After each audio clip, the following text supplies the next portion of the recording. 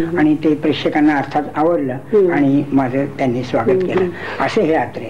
बरं अंबळकर, मला असं सांगा की ही जी साहित्यिक मंडळी तुमच्या सहवासात आली या संगीताच्या छंदामुळे, तशी काही राजकारणी मंडळी पण आली असतील आली की जी साहित्यिकही आहेत आणि राजकारणही ज्यांनी गाजवलेलं अशी?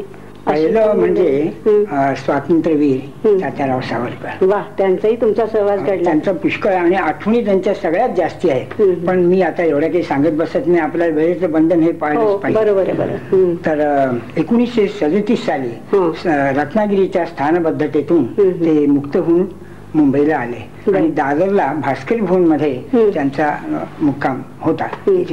बाजूला प्रबोधनकार ठाकरे म्हणजे हल्लीचे बाळ ठाकरे जे आहे त्यांचे सेना प्रमुख, त्यांचे वडील प्रबोधनकार ठाकरे, यांच्या घरी माझं गाणं होतं. त्या गाण्याचं वैशिष्ट्य म्हणजे असं की तिन्ही स्वातंत्र्यवीर बंधू त्या दिवशी उपस्थित होते. म्हणजे बाबाराव सावरकर, तात्याराव सावरकर आणि धाकटे डॉक्टर बाळाराव सावरकर. पूर्वयोग. तर गाणं सुरू झालं आणि तात्यांनी सांगितलं होतं की 12 वाजता मी जाईन, कारण झोपायला जाईन, कारण मला बसवत नाही इतक्या वेळ. ठीक आहे. आणि 12 वाजता खरोखर ते जायला निघाले झोपायला. त्यावेळी मला त्यांनी सांगितलं, विचारलं की माझ्या संन्यस्त खड्ग या नाटकामधलं सती जातात विरांगना हे पद तुम्हाला येतं का? म्हटलं हो. म्हणजे ते ऐकायची त्यांनी इच्छा प्रदर्शित केली त्यांच्या स्वतःच्याच नाटकात हे पद ऐकवा, असंच त्यांनी एक प्रकारे तुम्हाला सांगितलं त्यावेळी. आणि मी म्हटलं ते म्हटलं आणि नंतर मग ते झोपायला गेले. मग ते जरा आम्हाला ऐकवा ना. काय होतंय की तो सगळा काळ तुम्ही आमच्या पुढे उभा करताय, तेव्हा ती गाणी सुद्धा ऐकायला मिळाल तर छान होईल. ऐकवा ऐकवा.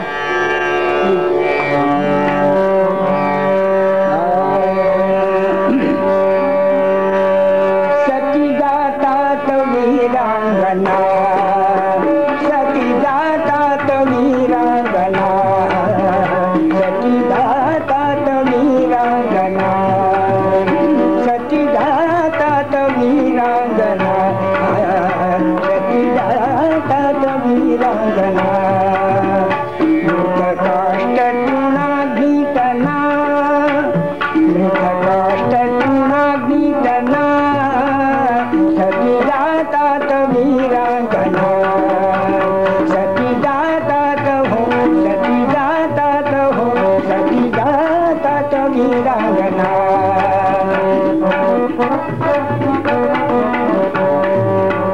शस्त्र संघर्षी घे चेतना, शस्त्र संघर्षी घे चेतना, तया रणाग्नीत दारुणा, तया रणाग्नीत दारुणा, सूराच्या जातात वीरांगना, सती जातात वीरांगना.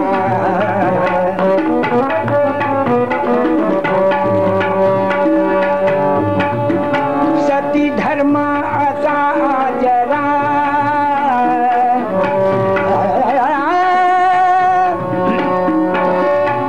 असा आचरा,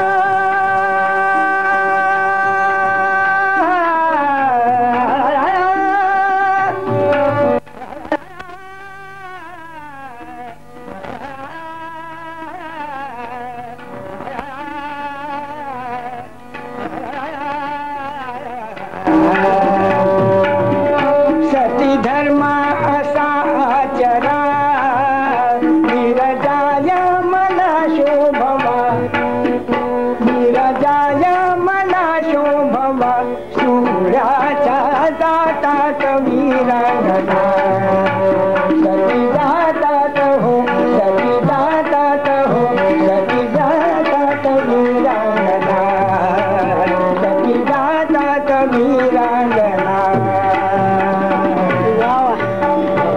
फारच छान, किती सुरेख अर्थ आहे हो या गाण्याचा. म्हणजे सावरकरांचे सगळे तेजस्वी विचार जणू काही त्या गाण्यामध्ये एकवटलंय.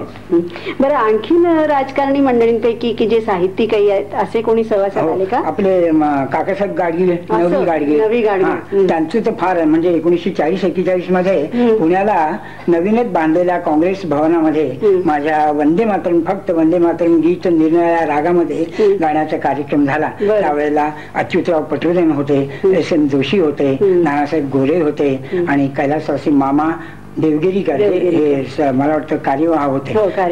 तर ते ह्या मंडळींनी हा योग आणला आणि मला काही मंडळींना पसंत पडलं, काहींना नाही पसंत पडलं, पण गाडगिळांच्या कानावरती हे गेलं आणि मला मुद्दाम बोलावणं पाठवलं. आणि दुसऱ्या दिवशी त्यांनी माझी चाल ऐकली आणि मला सांगितलं की तुम्ही दिल्लीला जरूर या. मला वाटलं सहज म्हणतात बा या म्हणून आम्ही हो म्हटलं, पण काही दिवसांनी लगेच पत्र आलं त्यांचं की तुम्ही या आणि वंदे मातरम पहिलं चरण फक्त निरनिराळ्या ह्याच्यामध्ये 1.5 मिनिटं 2 मिनिटं जसं नेहरूंना पाहिजे त्या प्रमाणामध्ये तुम्ही रेकॉर्ड करून घेऊन या असं. तेव्हा मी त्या तयारीला लागलो आणि याला दिल्लीला मी पोहोचलो. अशा वेळेला एक उत्तम संधी मिळाली, ती म्हणजे आपल्या अमरावतीचे वीर वामनराव जोशी हेही माझ्या डब्यात होते. त्यामुळे मग विषय आमचा संगीत आणि त्यांचं ते नाटककार शिवाय पुढारी आहे ते माहितीच आहे. आणि मग आम्ही दिल्लीला पोहोचलो आणि मी काकासाहेबांच्या इथे उतरलो आणि वीर वामनराव जोशी तेही तिथेच उतरले. असं आहे. नंतर मग इकडच्या गप्पा गोष्टी झाल्या, रेकॉर्ड्स वगैरे. आणि दुसऱ्या दिवशी घटना समितीचं अधिवेशन नव्हतं झालं, पण त्या हॉलमध्ये तो प्रसंग त्यांनी घडवून आणला. आणि सत्यनारायण सिंह मुख्य प्रतोद, गोविंद वल्लभ पंत, पुरुषोत्तमदास टंडन, आचार्य कृपलानी, सौभाग्यवती सुचेता कृपलानी, डॉक्टर बाबासाहेब आंबेडकर आणि बंगालचे P.C. रे, ही सगळी मंडळी तिथं आणि मी ते सगळं नेलेलं ते वाजवून दाखवलं आणि शेवटी गायलो सुद्धा. बऱ्याच जणांना पसंत पडलं, काहींना नाही पसंत पडलं. P.C. रे म्हणाले की आमची ओरिजिनल जी बंगाली चाल आहे ती सर्वमान्य होण्याला लायक आहे. ठीक आहे म्हटलं, मत तरी कळली त्यांची. पण आणि भीमराव आंबेडकर डॉक्टर बाबासाहेबांनी सांगितले की तुमची चाल उत्तम आहे, हीच सर्वमान्य होणार, मला खात्री आहे. त्याच्यात तुम्ही रेकॉर्ड काढा आणि पहिली रेकॉर्ड मी विकत घेईन म्हणून बाबासाहेब मोठ्या मनाचं उद्गार आहेत. की विदर्भातली काही साहित्यिक मंडळी तुमच्या सहवासात आली असतीलच की? त्या काही आठवणी असतील तर सांगा. इथे माडखोलकर माहिती आहे? हो, भाऊसाहेब माडखोलकर. ते एकदा मुंबईला आले काही कामाकरता. आणखी मी त्यावेळेला दादरला राहत होतो, अजून त्याच घरात आहे, 40-45 वर्षाची गोष्ट आहे. ते आले आणि त्यांच्या बरोबर प्रोफेसर V.H. कुलकर्णी आणि अनंत काणेकर ही मंडळी होती. आता ही मंडळी होती, ही सगळी माझ्याकडे आल्यानंतर मला वाटलं हे कसे काय आले बा. तेव्हा ते कुठेतरी जाणार होते आणि बेत बदलला म्हणून माझ्याकडे आले. भाऊसाहेब म्हणाले की बरेच दिवसात तुमचा आवाज ऐकला नाही नागपूर सोडल्यापासून, तेव्हा एखादं गीत वगैरे म्हणा तुम्ही, भावगीत वगैरे. म्हटलं ठीक आहे. मी तंबोरा म्हणजे रियाज करत होतो तंबोऱ्यावरती.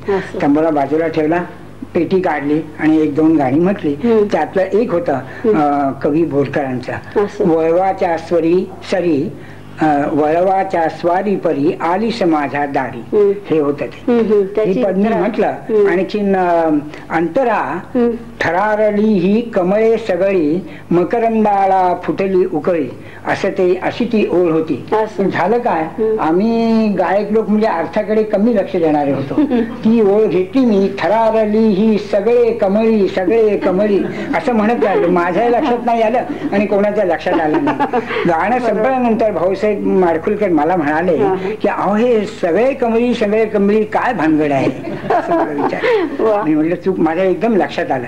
असं नाहीये. तर थरारली ही कमळे सगळी मकरंदाला फुटली उकळी. नंतर मग मी शेवटपर्यंत अगदी उत्तम रीतीने गाऊ शकलो. इतक्यात अनंत काणेकर जरा मिस्किल होते. ते काय म्हणाले, अहो आंबेडकर असंच चालतंच केव्हा केव्हा, टंग ऑफ स्लीप त्याच्यामुळे हे असं होतं म्हणजे त्यांच्या ऐवजी त्यांना उलट विनोदात विनोद म्हणजे काणेकरांनी केला शेवटी. तर दुसरी एक आठवण आपले साहित्यज्ञ दुसरे माजी vice chancellor Vishnupant Kolte, doctor Kolte यांची आठवण. यांची सुद्धा माझी जवळजवळ 60-65 म्हणजे अगदी बालपण आम्ही एकत्र नागपूरला शाळेमध्ये असताना एकत्र आम्ही आलो तिथे. तर ते त्यावेळेला किंग एडवर्ड कॉलेज म्हणजे अमरावतीचं तिथे ते प्राध्यापक होते, आताच विदर्भ महाविद्यालय. तर त्यावेळेला एक वार्षिक स्नेह संमेलनामध्ये माझं गाणं त्यांनी ठेवलं. तर ती मंडळी तिथे चांगली होती, सगळी रसिक मंडळी होती. माझं गाणंही झालं. त्यावेळेला प्रिन्सिपॉल टॉस्टविन होता, आपल्याला माहिती असेल का? टॉस्टविन होते. आणि टॉस्टविनला सुद्धा गाणं पसंत पडलं. पण त्यांनी असं ओळखलं की ज्यार्थी विद्यार्थी वर्ग, प्राध्यापक वर्ग तल्लीनतेने ऐकताय तेव्हा गाणं चांगलं झालेलं असलं पाहिजे आणि त्यांच्या नियमाप्रमाणे 12 वाजता बंद व्हायला पाहिजे होतं. तर त्यांनी कोलत्यांना सांगितलं की हे 1 तास मी वाढवून देतो, गाणं खुशाल चालू द्या. बरं, एवढं सांगून टॉस्टविन साहेब मोकळे झाले नाही. ते त्यांच्या बरोबर रसग्रहण करण्यामध्ये गुंग झाले. ते थांबले शेवट. डॉक्टर VV कोलत्यांची 2 अंगाई मी ध्वनिमुद्रित केली. ती म्हणजे असं, काय झालं सोनू लीला रडू कशाचं डोळ्यात, पोरक्या वासरा वाणी कशा पाही हा आकांत. हे चाल म्हणून दाखवावं त्याचे, आम्हाला ऐकायला नाही तर कधी मिळणार. आणि दुसरं माझ्या छकुलीचे डोळे, तेही पण आहे. माझ्या छकुलीचे डोळे दुधा कवडीचे डाव, बाई कमळ कमळ गूढ चिडीच्या नाव, गूढ चिडीच्या नाव. जरी बोलतेही मना माझी अजून बहुबडे, मला लागती बाई खडी साखरेचे खडे. हे ते गीत. आणि दुसरं, काय झालं सोनू लीला, काय झालं सोनू लीला रडू कशाच डोळ्यात, पोरक्या वासरा वाणी कशा पायी हा आकांत, काय झालं सोनू लीला. ही 2 गीतं दवाई मधली ही ध्वनिमुद्रित करून वऱ्हाडी गीतांना वाचा फोडली. म्हणजे तो मान पहिला तुम्हालाच मिळाला. सुंदर गीतही सुरेख आहेत आणि चाली तुमच्या फारच छान आहेत. बरं, पण मला अजूनही हे कळलं नाही की कोलते स्वतःही गातात का काय? हे माहित नाही का? मलाही माहिती नव्हतं. आठवण आहे म्हणजे काय, गेल्या वर्षीचीच गोष्ट आहे पहा. बालगंधर्वाच्या पुण्यतिथी निमित्त एक नागपूर आकाशवाणीनं कार्यक्रम केला होता. त्याच्यामध्ये यांचं पण एक भाषण होतं. ते भाषण झालं आणि बालगंधर्वाची आठवण म्हणून सुजन कसा मन चोरी हे म्हणून दाखवलं त्यांनी. एक आणि मला वाटलं हे म्हणजे नाव जर माहिती नसतं तर VV कोलते हे गातायत असं कोणाला कळलं नसतं. ह्यांच्यातले हा झाकलेला गुण म्हणजे गवयाचा गुण हा झाला तेवढा असलेले. म्हणजे हे कितीतरी साहित्यिक असे दिसले आता तुमच्या सांगण्यातून की त्यांना संगीत चांगलंच येत होतं.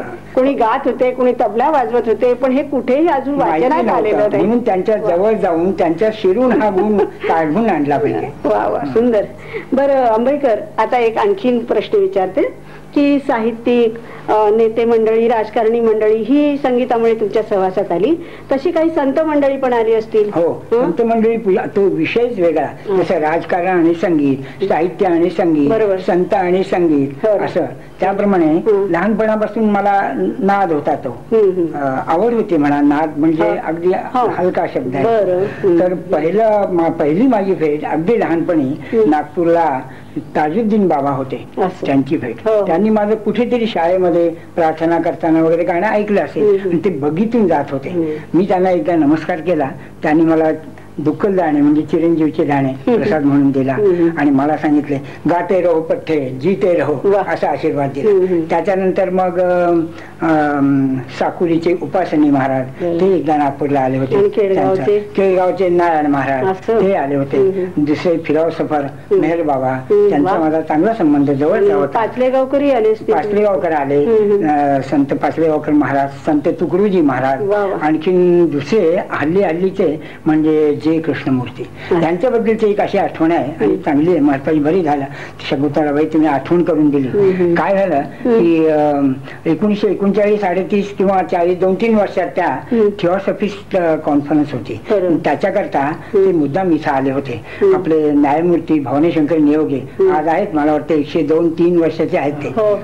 त्यांच्या इथं ती कॉन्फरन्स झाली आणि दुसऱ्या दिवशी अर्थात नियोगींचा माझा लहानपणापासून परिचय. त्यांनी मला सांगितलं की उद्या रात्री कृष्णमूर्तींच्या स्वागताकरता एक आपला लहानसा कार्यक्रम ठेवायचा. म्हणजे ठीक आहे. त्याप्रमाणे मी दुसऱ्या दिवशी गायलो. 1.5 तास त्यांनी गाणं ऐकलं.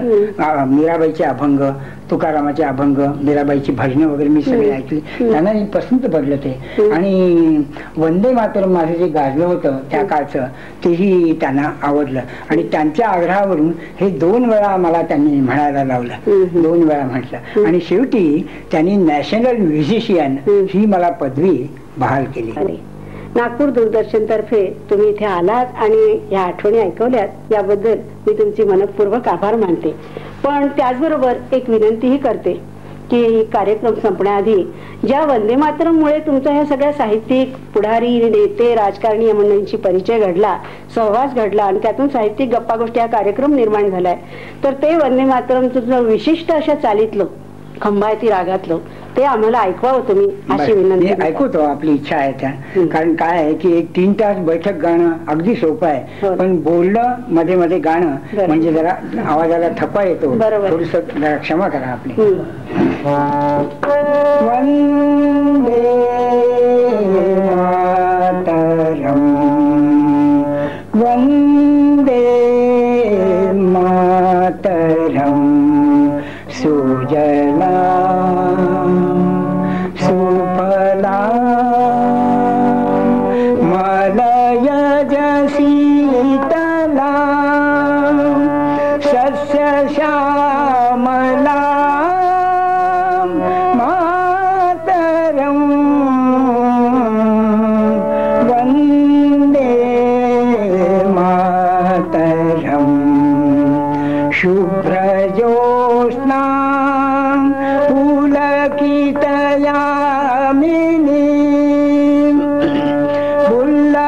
बुल्लकुसुमिता द्रुमदल शोभिने सुहासिनी सुमधुर भाषिणी सुखदा वरदा मातरम, वंदे मातरम, वंदे मातरम. आतापर्यंत ज्यांनी देशभक्तांच्या सहवासात, साहित्यिकांच्या सहवासात तसंच संतांच्या सहवासात आपले संगीत विषयक अनुभव दूरदर्शनच्या रसिकांसमोर जे सादर केले ते श्रीयुत विनायकराव तथा तात्यासाहेब अंभईकर आपल्या समोर पर्वतांच्या सहवासातील म्हणजेच बर्फावरील संगीत यात्रेचे अनुभव सांगण्यासाठी इथे आलेले आहेत. हिमालयाची यात्रा म्हटली की बद्रीनारायण आणि बद्री केदार डोळ्यासमोर दिसतात, परंतु तात्यासाहेबांनी जो प्रवास केलेला आहे तर तो फार वेगळ्या प्रदेशातून केला. तर तात्यासाहेब, आता आम्हाला तुमचे संगीत विषयक अनुभव आम्हाला सांगा. मी ज्या भागामध्ये गेलो तिथं म्हणजे हिमाचल प्रदेशामध्ये रेवाळेश्वर, बिजली महादेव, ज्वालामाता, मंडी, कुल्लू, मनाली आणि कोठी रेस्ट हाऊस आणि राणीनाला, लाहोर, पिस्तीपर्यंत मी प्रवास केला. आता पूर्वीच्या हिमाचल प्रदेशातील रेवाळेश्वर हे गाव जे आहे त्याबद्दलची थोडी मी माहिती आपल्याला देतो. तिबेट चीन मधील पॅगोडा सारखी 12 महिने थंडी अशा ह्या मुलखामध्ये या रेवाळेश्वरच्या देवळामध्ये महादेवाची स्थापना केली होती. त्यानंतर तिथे त्या रेवाळेश्वरच्या मंदिरासमोर एक मोठं सरोवर आहे, म्हणजे पाण्याचं सरोवर आहे. त्याचं वैशिष्ट्य हे की झाडं झुडपं गवत वाढलेले असे लहान मोठे दगड मातीचे पहाड आहेत. कडाक्याच्या थंडीमध्ये त्यावर बर्फ पडतं आणि सरोवरातील पाणी गोठून जातं. अट्लांटिक महासागरामध्ये किंवा आईसलँड फरा बेटामधील दिसणाऱ्या हिमनगासारखे गोठलेले ते नग दिसतात. तलावाच्या काठावर उभं राहिलं असता जोराच्या वाऱ्यामुळं हे पहाड पाण्यामध्ये तरंगताना दिसतात. त्याला फ्लोटिंग माउंटेन्स असं म्हणतात. म्हणजे हा एक सृष्टीचा चमत्कारच म्हणायचा. चमत्कारच आहे.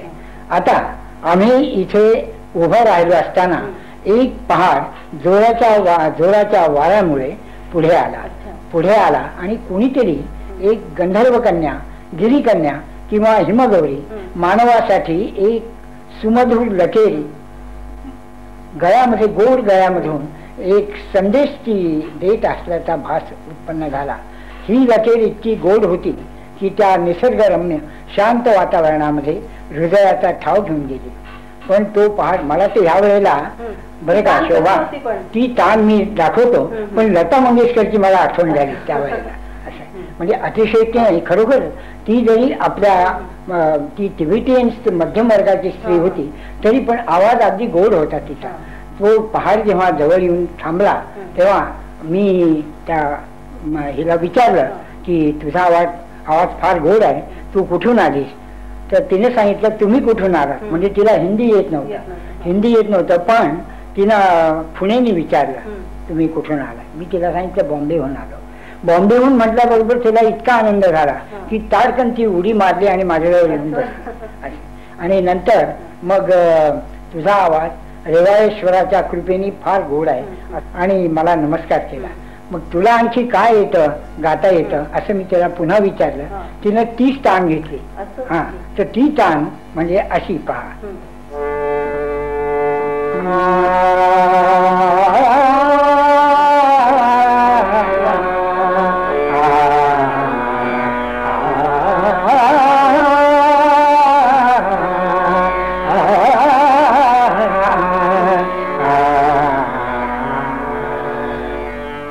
आणि पलीकडे तिला काही येत नव्हता. त्यानंतर मग ती मला आणखीन तिनं प्रश्न विचारले. एवढ्याच आजूबाजूला लोक बसले होते, ते आमच्या भोवती गोळा झाले आणि त्यांनी विचारलं. त्यातल्या एका माणसाला थोडंसं मोडकं तोडकं हिंदी येत होतं. त्यांनी मला विचारलं की तुम्ही लता मंगेशकरला पाहिलं का? मी म्हटलं हो, नुसतं पाहिलंच नाही, ओळख सुद्धा आहे आणि मी ऑल इंडिया रेडिओमध्ये असताना तिचं रेकॉर्डिंग अनेक वेळा केलेलं आहे. त्यामुळे तिचा आवाज, तिचं सगळा हे मला आज आठवलं. केव्हा ह्या मुलीचं आता मी ऐकलं ते एकच स्थान ऐकलं, त्यामुळे मला ते आठवलं सगळं तिबेटियन मुलीचं. ते नंतर काय झालं की हा संवाद चालू असताना वाऱ्याचा वेग पुन्हा वाढला. तसा तो पहाड हलू लागला आणि पोहत तरंगत मागे जाऊ लागला आणि ती पहाडी लाटा ती डोंगराबरोबर मागे सरकू लागली. त्या सरकू लागल्यानंतर तिनं काय केलं, एक मोठी काकडी होती, ती काकडी म्हणजे महादेवाचा प्रसाद म्हणून तिनं माझ्या अंगावर जोराने फेकली. ती अंगावर फुटली ती.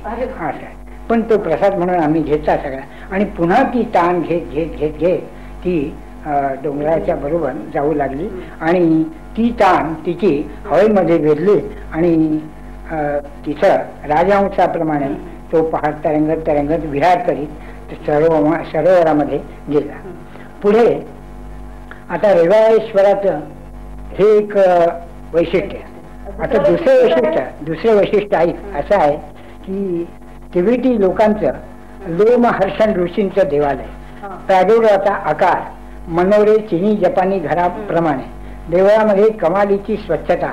शेवटी जपानी घराप्रमाणे ते मनोरे वगैरे पाहिले आणि देवळामध्ये आम्ही गेलो आणि ती स्वच्छता पाहिली आणि खरोखर मन प्रसन्न झालं. आणि प्रवासांच्या मागे 2 पुजारी स्वतःच्या पायामध्ये जोड्याच्या आकाराच्या मखमाली गाद्या बांधून तबल्यावर बांधतात त्याप्रमाणे प्रवाशांच्या मागे धूळ साफ करीत करीत फिरत असतात. भिंतीवर ब्रह्मा, विष्णू, महेश, बुद्ध, लामा इत्यादिकांची चित्र, मूर्ती किंवा चित्र कोरलेली आहे. तसंच एका प्रचंड घंटीवर तिबेटी भाषेमध्ये काही श्लोक कोरले आहेत. आत मध्यभागी एक भरामोठा नंदादीप सतत तेवत असतो.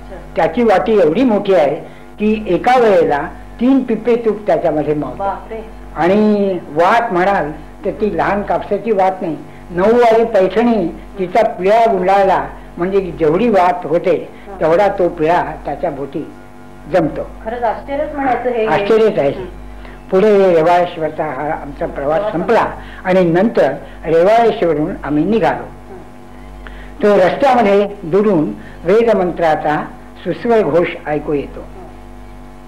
काय आहे असं म्हणून चौकशी केली तर तिथल्या लोकांनी अशी आख्यायिका सांगितली की दरवर्षी पावसाळ्याच्या सुरुवातीला त्या पर्वताच्या शिखरावर असलेल्या देवळावर वीज पडते आणि शिवलिंगाचे तुकडे होतात. तसं लोक तिथे जाऊन रुद्राभिषेक करतात आणि लोण्याचा अभिषेक करतात. दुधाचा नाही, लोण्याचा अभिषेक करतात आणि लोण्याच्या साह्यानं हे तुकडे जोडल्या जातात. वर्षभर अशा स्थितीमध्ये राहिल्यावर पुन्हा पावसाळ्याच्या प्रारंभी वीज पडते. असा क्रम कित्येक वर्षे चालू आहे असं लोकांनी आम्हाला सांगितलं. त्यानंतर आम्ही आता ज्वालामातेला निघालो. ज्वालामाता म्हणून एक सुंदर देवालय आहे. देवालय म्हणण्यापेक्षा तिथे सुद्धा आता भाबडेपणा म्हणा किंवा काहीतरी केमिकल ऍक्शन तिथे होती की काय, कारण ज्वालामाता म्हणजे एका पहाडामध्ये 4 टाकी आहेत पाण्याची. तिचं पाणी म्हणजे अगदी बॉइलिंग वॉटर आहे, म्हणजे नुसतं गरम नाही, ते उकळतं पाणी. आणि त्या उकळत्या पाण्यामध्ये मोठमोठ्या ज्वाला अखंड तेवत असतात. आता ह्या ज्वाळा कशा येतात तो आला हिला प्रश्न आहे, परंतु ज्वाळा आहेत त्या आणखीन काही रासायनिक क्रियेने त्या सतत तेवत असतात.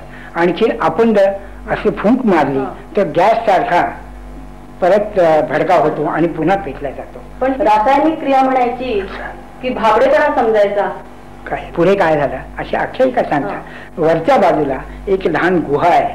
ते गोरखनाथ किंवा नाथपंथीय जे लोक असतात ते ठेंगणे असतात, आपण पाहिलेलं आहे. तर ते गोरखनाथांनी त्या गुहेमध्ये बसून तपश्चर्या केली. तपश्चर्या भंगल्यानंतर म्हणजे संपूर्ण झाल्यानंतर त्यांनी ह्या उकळत्या पाण्यामध्ये खिचडी केली आणि ती खिचडी खाल्ली आणि नंतर मग उपोषण किंवा तपश्चर्या त्यांनी सोडली, भंग पावली.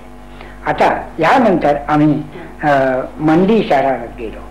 मंडी शहर हे पूर्वी हिमाचल प्रदेशाचं राजधानी होतं, राजधानीचं शहर. हिमाचल प्रदेशाची राजधानी आता पूर्व पंजाबामध्ये विलीन झाली आहे. मंडीचं वैशिष्ट्य हे आहे की निसर्ग सौंदर्याची देणगी लाभलेल्या या शहराभोवती गगनचुंबी पर्वत आणि मध्य भागातून खळखळ वेगानं वाहणाऱ्या व्यास नदीच्या पात्रात असलेल्या असंख्य देवळामुळे त्याला क्षेत्राचं स्वरूप आलं आहे. शहराची रचना व बांधणी उंच सखल चढ उतार असं असलेल्या पहाडावर आणि दऱ्याखोऱ्यामध्ये मोठ्या कौशल्याने केली आहे. एका कोपऱ्यामध्ये पण पर्वतावर तारणा देवीचं देऊळ आहे. त्या देवळामध्ये तारा, उग्रा आणि माहुग्र्या अशी 3 देवीच्या मूर्ती आहेत. रात्री आकाशामध्ये असंख्य तारे चमकताना आपण नेहमी पाहतो, पण देवळाच्या शिखराजवळ उभं राहून खाली शहराकडे नजर टाकली तर अगणित विद्युत दीप ताऱ्याप्रमाणे पसरलेले दिसतात. जणू या भूतलावर दुसऱ्या आकाशच परमेश्वरानं निर्माण केलं की काय असा भास निर्माण होतो. लोकही मोठे रसिक या मंडी शहरामध्ये. माझा एका ठिकाणी गाण्याचा कार्यक्रम होता. त्या गाण्याच्या कार्यक्रमाला एक अब्दुल गफूर या नावाचा एक तबलजी होता. धंद्याने तो लॉन्ड्रीचा मालक आणि मोटर चालविणारा म्हणजे ड्रायव्हर होता, परंतु खरा कलावंत. मोठ्या हौशीने आनंदाने साथ केली त्यांनी माझी. हे गाणं संपलं रात्री 2 वाजता आणि संपल्यानंतर त्याचे वडील होते, मला वाटतं 105 वर्षाचे, आणि त्यांनी काय केलं की त्यांना दुर्गा राग काही ऐकायला मिळाला नाही आणि त्यांना फार आवडत होता दुर्गा राग. मला त्यांनी विनंती केली, म्हणजे भैरवी नंतर कार्यक्रम संपल्यानंतर की दुर्गाराज मला मेहरबानी करके हमको सुनाई. मला असं वाटतं तात्या तुम्ही ही आठवण मागे एका मुलाखतीमध्ये दिलेली होती.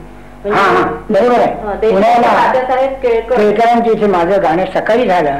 सकाळचे राग मी गायलो आणि तात्यासाहेबांनी मला बहार राग फरमाईश केली. बहार राग आता सकाळच्या वेळेला बहार राग कसा गायचा. मी त्यांना म्हटलं हा रात्रीचा राग आहे. अहो म्हणे शास्त्र काय घेऊन बसतात गा म्हणे. म्हणजे रसिकांची इच्छा ही कलाकारांनी पहिल्यांदा पुरवली पाहिजे असा अर्थात अपवाद म्हणून असं. तर मी दुर्गाराग गायलो आणि नंतर मग कार्यक्रम संपला. अच्छा दुर्गारागाची कोणती चीज गायली आता थोडीशी आम्हाला झलक दाखवा ना. हा ती आपली नेहमीचीच आहे ती मी दाखवतो.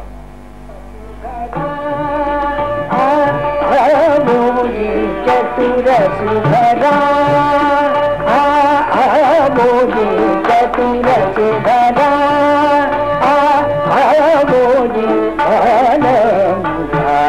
देऊ कन्हैया चतुर सुधरा मोदी चतुर सुधरा बहुत दिनन में मिलन भरिलवा बहुत दिनन में मिलन भरिलवा काहे न अब तो चतुर सुधरा मोदी चतुर सुधरा चतुर सुधरा चतुर सुधरा. खूपच छान. तर हे दुर्गारागाची ही चीज गायली आणि भैरवी नंतर हे गाऊन नंतर आम्ही कार्यक्रम संपवला. आता मंडीहून आम्ही कुल्लू व्हॅली म्हणून जे आहे तिथं आम्ही निघालो. कुल्लूला जाणाऱ्या रस्त्या लगतच्या पर्वतांच्या उतरणीवर गहू मका आणि इत्यादी धान्य पेरलेल्या शेतावरून लहान मोठे निळे पांढरे ढग वेगाने जाताना दिसले. इथं आपले बाबा बोरकर कवी त्यांच्या कवितेची मला आठवण झाली. गरज निळे जरद भरणे आले या कवितेची आठवण झाली. आणि हिरव्यागार शेतावर सूर्यकिरणांचा सडा पडून विविध रंगांचे सुंदर भव्य पट्टे अनेक इंद्रधनुष्याचे रूप घेतात आणि जणू सृष्टीदेवतेनं अंथरलेल्या मखमालीच्या गालीच्यावर रंगीबेरंगी काढलेली ही रांगोळीच. रस्ता अति उंच भयानक दिसणाऱ्या पर्वतांच्या रांगामधून वळण घेत गेला असून इतका अरुंद आहे की एका वेळेला एकच वाहन तिथे जातं. परंतु अशा वाहनांची रांगच्या रांग लागलेली. तिथे एका बोर्डवरती एका फळीवरती लिहिलं होतं की धीरे से मेरे पीछे आइए. असा एवढं वाचलं म्हणजे बोध होतो. पण तिथे रेकॉर्ड लावले काय की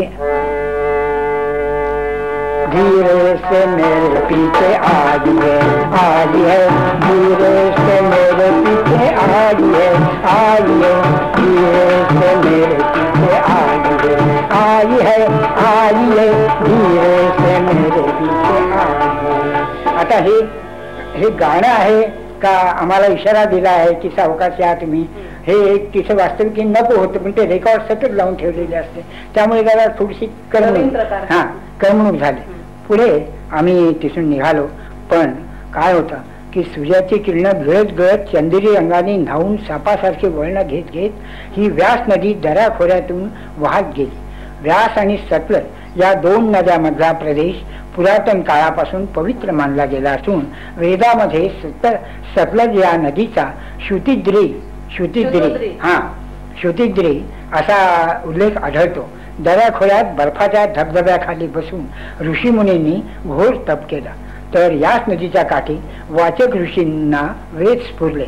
वाचक ऋषी गार्गी मैत्रेयी वाचस्पती वगैरे यांनी वेद इथं स्फुरले आणि लिहिले. भर दुपारची वेळ असून भोवतालच्या भेडसावणाऱ्या विशाल पर्वतांच्या एकामागे एक उंच रांगामुळे अंधार पडतो. ऑर्थर कोस्लरच्या मिडनाईट ऑफ द नून या कादंबरीची मात्र मला आठवण होते. ती आठवण अशी की मधूनच विमानातून सर्च लाईट सोडावा तसा एक सूर्याचा मोठा कवरसा व्यास नदीच्या प्रवाहामध्ये पडून घाबरू नका संध्याकाळ अजून व्हायची आहे असं सांगून आम्हाला धीर देत होता.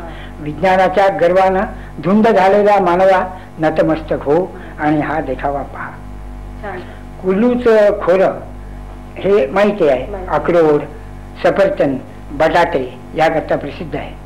सफरचंद काही काही सफरचंद काशी फळा एवढे, काही सफरचंद आणि काही बटाटे हे सुरणा एवढे मोठे.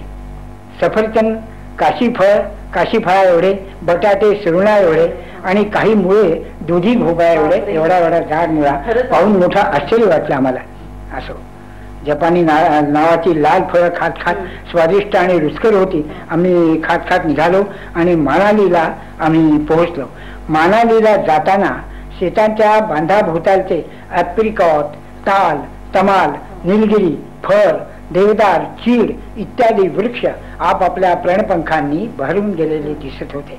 पहाटेच्या रम्य प्रसन्न वेळी हिमगिरीवरून वाहणारे थंड वारे व क्रौंच, भारद्वाज इत्यादी पक्ष्यांचे मधुर आवाज मनाला उल्हासित करीत होते. स्वच्छ मोकळी हवा, थंड हवा, कोरडी हवा, कोवळा सूर्यप्रकाश, सकस आहार, उत्कृष्ट प्रकारची ताजी फळे, ताजा भाजीपाला यांच्या सेवनाबरोबर चढ उतार असलेल्या रस्त्यावरून चालण्याचाही आपोआप व्यायाम होतो. त्यामुळे प्रकृती निरोगी राहते आणि बर्फाचा प्रदेश पुढे काय खेचर आणि मेंढ्या यांचे कळप जात होते.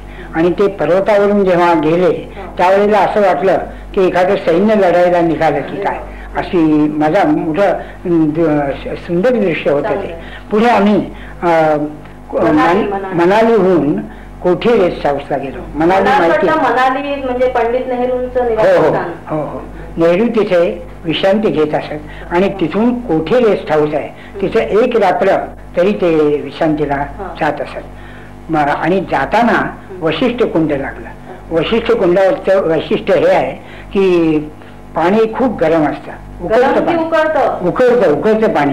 परंतु आम्हाला स्नान करायचं तिथे झाला, पण लोक सांगत होते की तिथे घोंगड्या, घाण्याचे कपडे वगैरे धुतात, म्हणून तुम्ही काही स्नान करू नका. म्हणून आम्ही स्नान करण्याचा बेत होता तो रहित केला. पुढे काय झालं की कोठी रेस्ट हाऊसला आम्ही पोहोचलो. कोठी रेस्ट हाऊस म्हणजे जवळजवळ 10,000 फूट उंचीवरती आहे समुद्र सपाटीपासून. आम्ही तिथे पोहोचलो आणि रात्री तिथे ज्या दिवाणखान्यामध्ये नेहरू विश्रांती घेत असत तिथेच आम्हाला जागा दिली होती. आणि तिथून काचीच्या तावदानामधून आम्हाला बर्फाची चंदेरी शिखरं दिसली आणि ते वर्णन खरोखर म्हणजे अगदी पाहण्यासारखं आहे, वर्णन करण्यासारखं नाही, अगदी रमणीय. आणि काय झालं की रात्री 2 नंतर सोसाट्याचा वारा सुटला. वाटलं की वादळ पाऊस वगैरे असेल, पण ते खुनी वारे होते. वाऱ्यांना एक प्रकारची लय आणखी सूर होता आणि कमी जास्ती होत होता, पण सुसू करणारा मंजूर ध्वनी काचेच्या तावदाण्याच्या शटर्सच्या फटीतून कानावर येऊन गुंगी आणत होता. त्यामुळे एक तऱ्हेचं ते संगीत ऐकता ऐकता आम्हाला झोप यायची. परंतु आवाज खूप झाला आणि आम्ही उठलो सकाळी त्यावेळेला तर बाहेर काही नाही, स्वच्छ चांदणं होतं. 4 वाजताच्या वेळेला आम्ही लगेच तिथून निघालो आणि कपडे वगैरे घातले, पायमोजे, एकावर एक घोंगड्या, ब्लँकेट, ओव्हरकोट वगैरे घेतला आणि नंतर आमच्या प्रवासाला सुरुवात झाली. आणि राहायला म्हणून एकच दुकान, एकच हॉटेल, आणखीन एकच मनुष्य विशेष हे तिथं असणारं असं त्या राहायला ह्या गावाला आम्ही येऊन पोहोचलो. आणि तिथून आम्हाला खरा आता चढणीचा प्रवास सुरू होता. आणि तिथे आम्ही काय केलं की 1 तांब्याभर शुद्ध दुधाचा चहा मी प्यालो. चहा काय, पृथ्वीवर कुठेही जा तुम्ही, चहा हा आहेच. उद्या चंद्रावरती एखादा पोहोचल्यानंतर टी स्टॉल तिथे पहिल्यांदा निघेल असं आहे. पुढे काय झालं की चहा घेतल्यानंतर आम्ही जायला लागलो वरती. भयंकर वाऱ्याचा जोर कानावरती आणि राणी नाल्याजवळ आम्ही तिथे बसलो दगडावरती. तिथे असं वाटलं की आता एक कुठलं तरी गाणं म्हणावं असं माझ्या बरोबरच्या मंडळींनी इच्छा प्रकट केली. पण बर्फ, वारा, दात एकमेकावरती सगळे आपटत होते आणि गाणं कसं तिथे म्हणजे बोलणं अशक्य, तिथे गाणं कसं शक्य आहे. शेवटी मग असं विचार मनामध्ये आले आणि आम्ही तिथे बसलो. थोडा वेळ बसलो असताना गाण्याचे विचार मनामध्ये यायला लागले. पण सगळीकडे पहाड, पांढरं, वरती खाली, एवढ्यामध्ये काय झालं की एक झपझप चालणारी व्यक्ती अशी समोरून जाताना दिसली. आता ती व्यक्ती कोण होती हे मात्र मला माहीत सांगता येणार नाही. तो कदाचित त्रेतायुगामधला एखादा महामुनी असू शकेल किंवा एखादा हिममानव सुद्धा असू शकेल, परंतु त्याचं सगळं म्हणजे ॲबनॉर्मल. हाताची बोटं 2.5-3 इंच, नख वाढलेली बोटाची, दाढी पायापर्यंत टाचेपर्यंत पोहोचली आणि पापण्या इथे गालापर्यंत आलेल्या. तुम्ही कोण आहात असं पाहिलं तर असं झाकण उघडल्याप्रमाणे पाहिजे ते असं. नाही, पत्ता लागला नाही त्याचा. आणि दाढी बेंबी पोटापर्यंत खालपर्यंत असं, आणि उघडा काही नाही, फक्त भस्म, रुद्राक्षाची माळ म्हणजे माळा इथे घातलेल्या, आणखी एक फक्त लज्जा रक्षणार्थ ताडपत्री गुंडाळलेली होती, एवढंच काय ते. ती व्यक्ती पाहून क्षणभर मी थबकलो आणि असं वाटलं की हे आपलं गाणं ऐकायला ते ऋषीमुनी आले नाही असं म्हणून त्या पुन्हा कवितेची एक ओळ आठवली की दिव्यत्वाची जे छत्रची माझे जुळती, असं म्हणून मी प्रणाम केला आणि उत्स्फूर्त रीतीनं माझं हे सांबदयेचं देणं हे गाणं मला आठवलं त्याच वेळेला आणि ते मी म्हटलं. आणि त्यामुळे झालं काय की ते गाणं म्हणत असताना मला वाटलं की हे गाणं आपलं ह्या ऋषीमुनींनी ऐकलं असेल, पण ऐकणारे कोण तर मोठमोठी पर्वतांची शिखरं ऋषीमुनींच्या रूपाने ऐकायला आलेली आणि वारा सुसू करणारा तंबोराची उणीव त्यांनी भासू दिली नाही. आणि अशा रीतीनं खरोखरच ती एक म्हणजे बर्फावरील मैफल आम्ही संपवली आणि ते गाणं माझं हे सांबदयेचं देणं हे मी म्हटलं.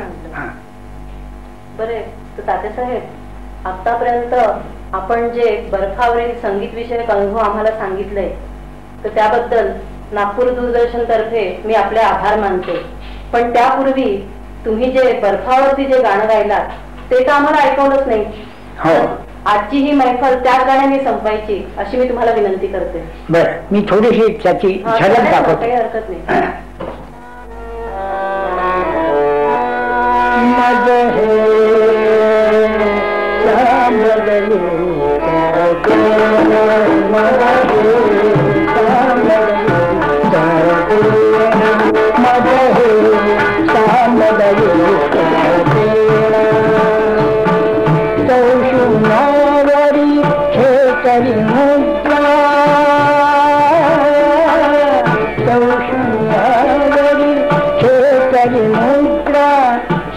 चक्रावरी मद हे सांबदये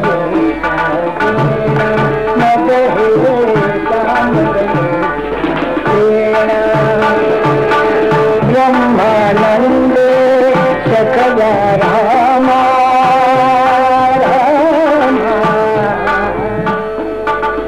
ब्रह्मानंदे सखया रामा जीवन मुक्त की होना जीवन मुक्त की होना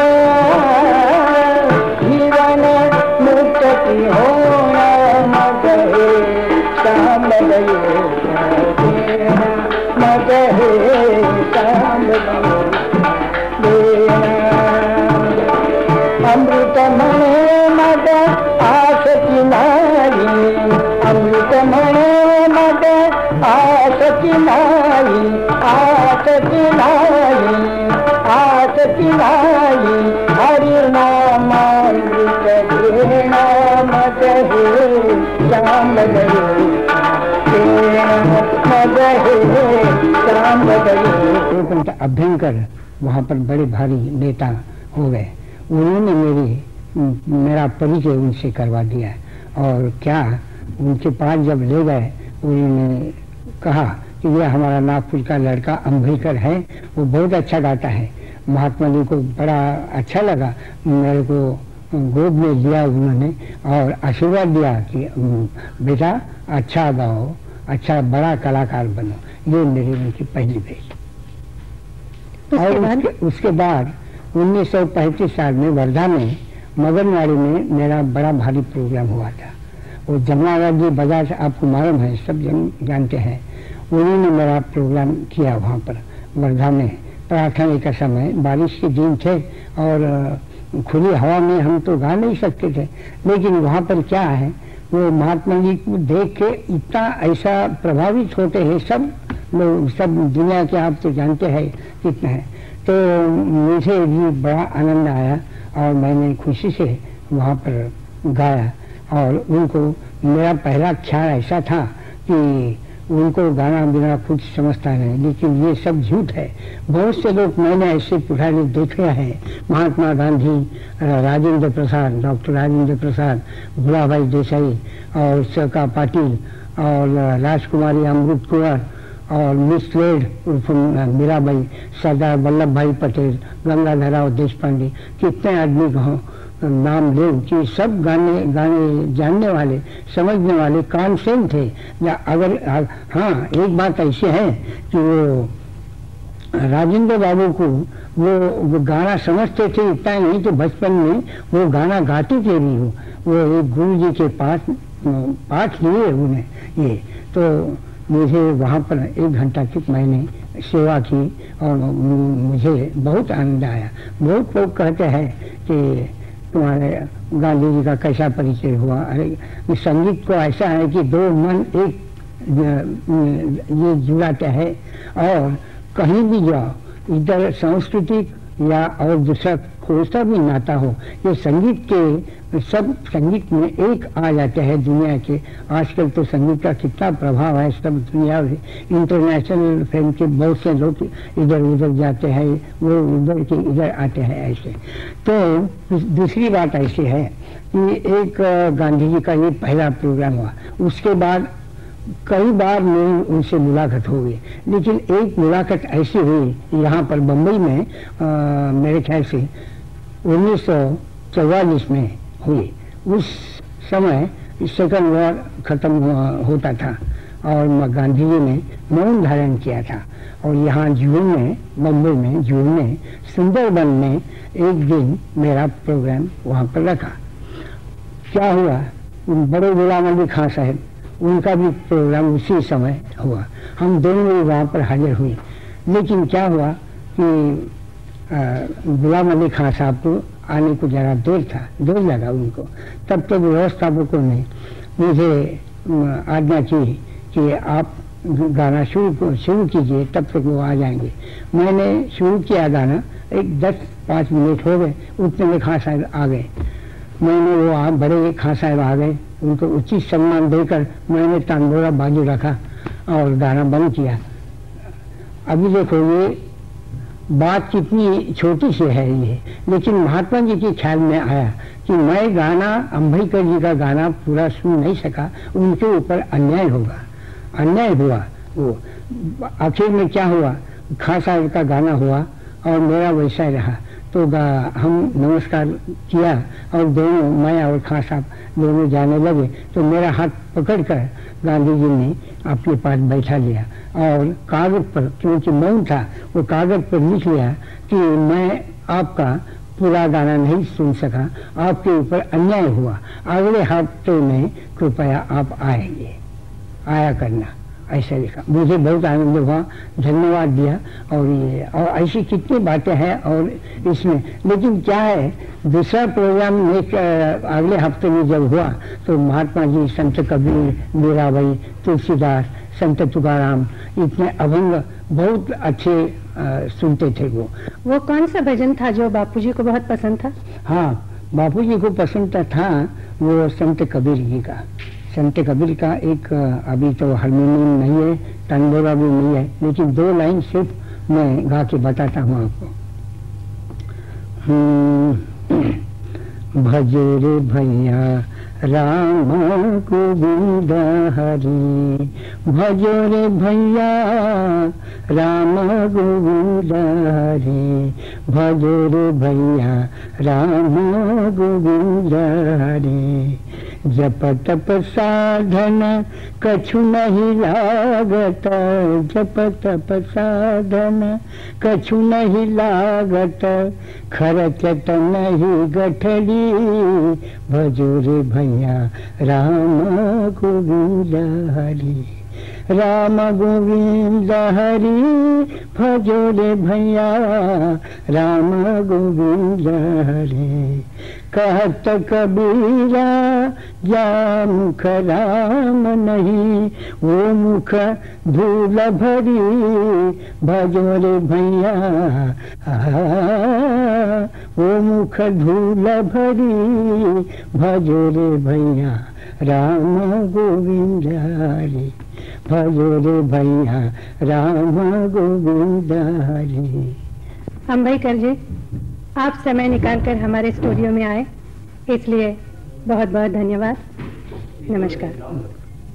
और अब बारी है संगीत की।